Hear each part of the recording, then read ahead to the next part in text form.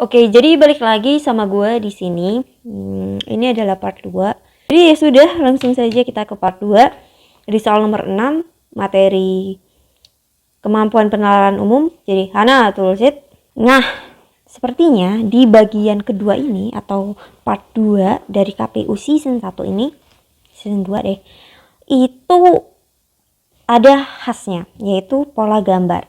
Dari SNBT sebelumnya, gue sama sekali belum membahas pola gambar. Di kelas mungkin gue bahas ya, tapi di konten belum gue bahas pola gambar karena cenderung copyright. Tapi di sini gue udah sebutin sumbernya, yaitu Siap PTN yang disajikan secara gratis. Jadi it's okay gitu ya, kita bahas sama-sama, kita belajar sama-sama gitu ya. Yang mau TO gratis silakan ke Siap PTN. Gitu. Oke, langsung saja. Oke. Nomor 6 ini tipsnya adalah cari perbedaan di pilihan jawaban yang paling mencolok. Yang paling mencolok. Orang ya di sini sebenarnya semua itu biasa aja perbedaannya, nggak kelihatan kayak beda banget gitu, nggak. Tapi di sini orangnya begini nih. Nih. Ada yang mencolok banget ke atas gitu. Kita lihat di sini orangnya. Tuh, oh naik dia. Sekitar 10% sampai naik ke situ. Gitu ya. 15 deh kayaknya. 15%. Sampai naik ke sini. Ini otomatis naik. Udah jawabannya E. Nggak sampai 5 detik ya. Nggak sampai 5 detik. Kita cek sekarang. Pola ini biasanya membingungkan. Kalau kalian fokus misalnya ke sini dulu, itu wah bingung banget di pojok kanan ini. Kita lihat pola pojok kanan, karena ini video pembahasan, gue bakalan jelasin semaksimal mungkin. Ini dibagi dua. Ini ke sini kok bagi 3. Ini ke sini kok bagi berapa? Baginya tuh kok aneh gitu. Aku pengennya bagi 2 semua. Ya, bagi 2-nya itu adalah yang paling bawah kanan. Jadi ini dibagi 2, paling bawah pojok kanan. Nah, setelahnya yang ketiga ini yang dibagi 2. Setelahnya ini yang dibagi 2. Setelahnya ini yang dibagi 2. Berarti nanti polanya ada segitiga kecil pojok seperti ini. Oke, segitiga kecil pojok ini dibagi 2 gini. Yang mana? E memenuhi checklist. Terus kita lihat ada segitiga itu terang gelap terang gitu ya. Nih, kalian lihat. Ini terang, ini gelap, ini terang, ini gelap, berarti otomatis terang, memenuhi. Kita cari ini memenuhi nggak semuanya kayak gitu, ya kan? Ini juga memenuhi, ini memenuhi, semua memenuhi, ya udah. Ya, ini masih kategori gampang nomor 6. Sekarang kita lanjut ke soal nomor 7. Nih sekali lagi ada yang mencolok, ada orang di sini mencoloknya. Sebenarnya orang tidak terlalu mencolok gitu ya, kalau dia berada di posisi yang sama. Berhubung orangnya ini berpindah-pindah, kita lihat, nah berpindah, mencolok banget gitu perbedaannya. Kita lihat ya, pasti di atas itu berpola. Ternyata orangnya itu berkeliling, berlawanan arah jarum jam, ya kan? Ini terus ke sini, ya kan? Ini tuh, berarti ada di tengah nih nanti. Ada di tengah, mana yang di tengah? Ini aja. Nah, selanjutnya kita lihat pola yang ini menurut gue sedikit susah ya. Kalau penalarannya itu nggak masuk ke sana. Penalaran tuh nggak ada yang salah ya, nggak ada yang salah. Tapi kadang tidak sesuai gitu ya bahasa halusnya. Jadi kayak gini. Polanya itu kita bisa bilang di sini ini tuh dikasih kerangka atas aja. Kerangka atas aja. Yang kedua, gambar kedua, kerangka bawah aja. Ya enggak? Bawah aja. Yang ketiga, semua di kerangka semua. Ternyata yang ini juga kerangka atas aja nih. Iya enggak? Ternyata ini kerangka bawah saja. Berarti ini kerangka semua. Berarti yang semuanya di kerangka itu ini. Ya kan? Gampang kan? Coba pelan-pelan. Gimana sih kita kok bisa menyebutkan kerangka? Karena ada posisi kosong dan kita tidak menghiraukan ini. Kita cuma lihat jendela aja gitu. Kalian kalau lihat pintu, polanya juga berulang. Itu juga sebagai simbol bahwa pola jendela itu kemungkinan juga berulang. Kita lihat ya, ini bergerak ke sini, terus ini bergerak ke sini, terus ini bergerak ke sini, terus ini bergerak ke sini, ya kan? Berarti ini nanti bergerak ke sini dong, ya kan? Benar. Dan sayangnya di sini juga benar untuk pintunya. Jadi terpaksa kita harus mau nggak mau lihat pola jendela, gitu kan? Oke, aman. Nomor 7. Nomor 8 sekarang, wah ini udah kelihatan banget sih. Dari garisnya itu udah familiar gitu di sini.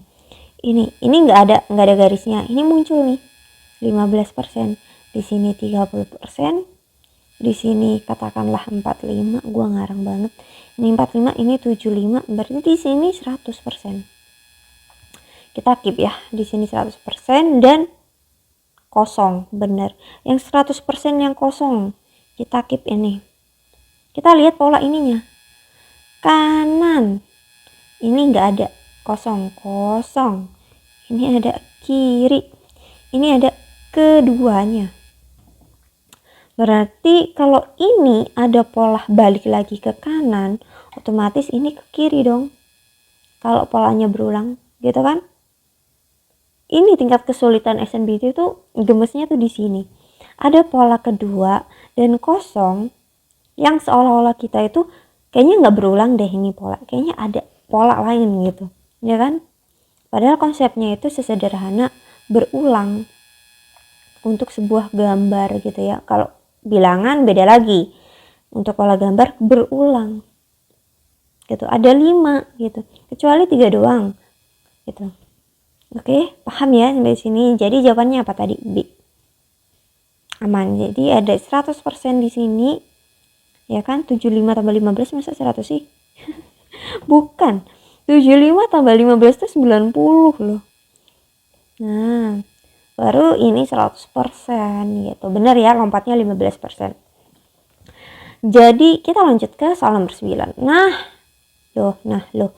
Nomor 9 dan nomor 10 ini ada di satu layar. Tapi gue mau gedein. Karena di nomor 9 ini menurut gue suatu hal yang cukup baru. Ya. Tapi mengasyikkan gitu. Jadi gimana? H sama dengan 12. Ini maksudnya apa nih? H sama dengan 12. Kita buat yang namanya ini. Gue selalu menekankan ini kepada teman-teman belajar gue dari SNBT gitu ya, dari TPA, terutama pasca sarjana gitu ya. Kalau pasca sarjana itu kan kebanyakan ini kan orang-orang yang udah bekerja dan agak sedikit lupa dengan materi-materi seperti ini, padahal sederhana banget gitu. Yaitu kita buat aja contekan ya, repekan, tapi bukan repekan banget PQ R S T U V W X Y, bukan contekan banget, karena kita nulisnya pas udah di dalam ruangan. Ini tuh termasuk dengan trik ya, trik halal ini halal. Jadi H sama dengan 12. Bilangan di 12 itu adalah L. Ini ya patokannya, berarti H itu sama dengan L. Dimana H itu adalah 8 gitu ya. Nah, H itu harus ditambahkan dengan 4 agar hasilnya L. Jadi ini 12, jadi harus ditambah 4. Oke, jadi kita mengartikan huruf-huruf yang sudah ada dari D, A, S, W, J. Jadi itu bukan L ya, tapi D. Jadi D ditambah 4. Jadi D tambah 4 berarti H. H, A itu E, S itu W ya kan, tambah 4 aja.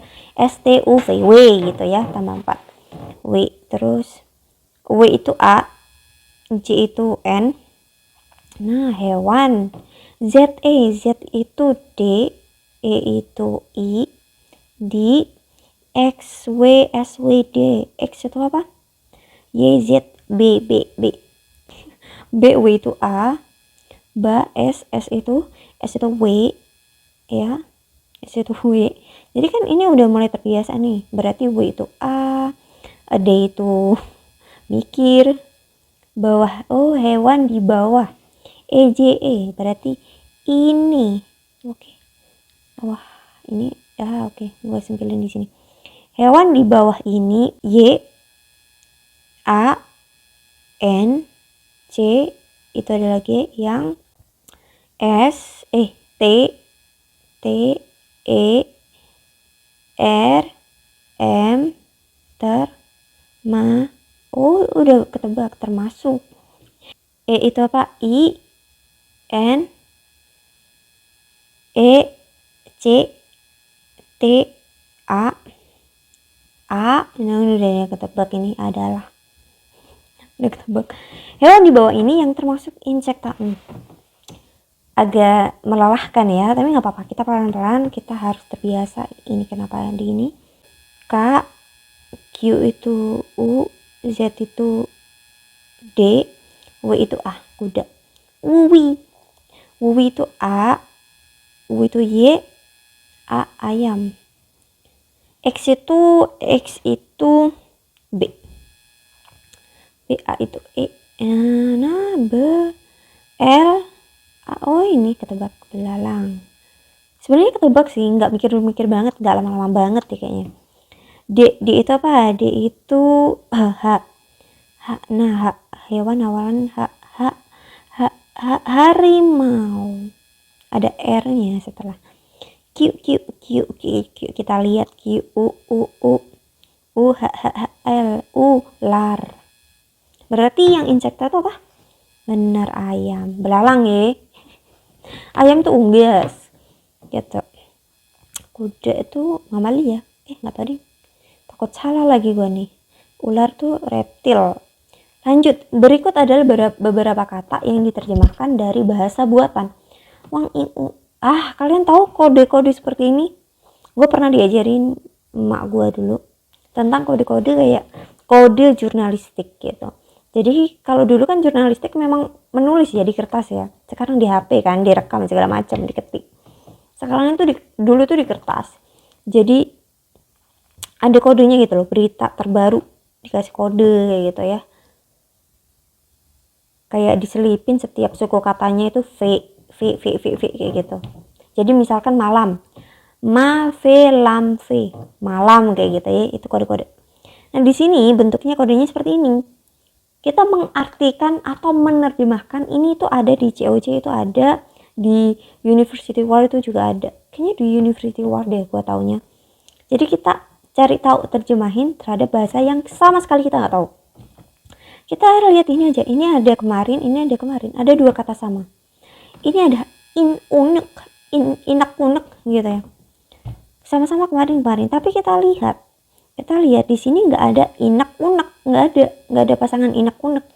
Jadi ya udah, kita unek ini aja. Nah ini kita pasangkan ini ke sebelumnya gitu ya. Kemarin berarti yang mengalami perbedaan mencolok tapi ada ing-nya itu adalah cuaca, yaitu hujan dan cerah. Mungkin artinya adalah cuaca hujan, cuaca cerah kayak gitu ya. Bisa jadi. Terus juga ini berarti, kalau juga ini adalah king gitu. Gua kotakin juga adalah king. Mung itu adalah besok. Udah.